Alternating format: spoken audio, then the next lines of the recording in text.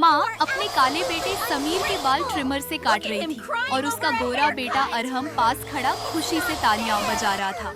माँ ने अरहम को उठाया और साथ ले गई, जबकि बेचारा समीर फर्श पर बैठकर रोता रहा। रोते रोते वह थककर वहीं जमीन पर सो गया। माँ ने हमेशा दोनों बेटों में फर्क रखा। अरहम के लिए मजेदार खाने, महंगी शॉपिंग और नरम बिस्तर था, जबकि समीर के हिस्से में सिर्फ सूखी रोटी और ठंडी जमीन आई। अरहम नरम बिस्तर पर सुकून से सोता और समीर जमीन पर कांपते हुए रात गुजारता। एक रात ठंड हद से ज्यादा बढ़ गई तो समीर चुपके से अरहम के पास आया। पहले उस पर कंबल डाला, फिर खुद उसके साथ लेट गया। इस मासूम मोहब्बत को माँ बर्दाश्त न कर सकी। वह तूफानी रात थी जब माँ ने गुस्से में आकर समीर को घर से निकाल दिया। समीर बेसहारा रोता हुआ गलियों में भटकता रहा। सुबह के वक्त वह एक कूड़े की टोकरी के पास खड़ा कुछ खाने की तलाश में था कि अचानक सना वहाँ से गुजरी। उसने समीर की हालत देखी तो दिल भर आया। वह उसे अपने साथ घर ले गई, नहलाया, नए कपड़े पहनाए, मजेदार खाने खिलाए और फिर बाजार से उसके लिए खूबसूरत चीजें खरीद दी।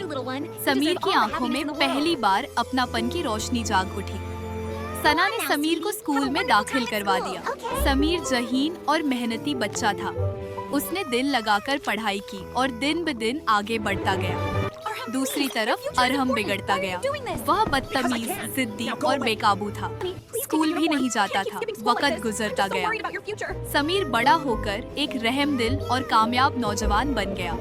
एक दिन वह सड़क के किनारे गरीब बच्चों में खाना बांट रहा था कि अचानक उसकी नजर एक लड़के पर पड़ी जो कूड़ेदान से खाना तलाश कर रहा था। समीर का दिल कांप गया। वह अरहम था, वही भाई जिसे माँ ने हमेशा ऊंचा और समीर को नीचा समझा था। समीर ने बिना देर किए अरहम को अपने पास बुलाया, सीने से लगाया और कहा, भाई, मैंने दर्द सहकर यह सीखा है कि असली इज्जत दूसरों को सुकून देने में है। तुम अकेले नहीं हो, अब हमेशा मेरे साथ रहोगे। वह अरहम को अपने घर ले आया, उसे नहलाया, खिलाया और नए कपड़े पहनाए। अरहम की आंखों से पछतावे के आंसू बह निकले। उसने पहली बार अपने भाई के दिल की गहराई को समझ लिया।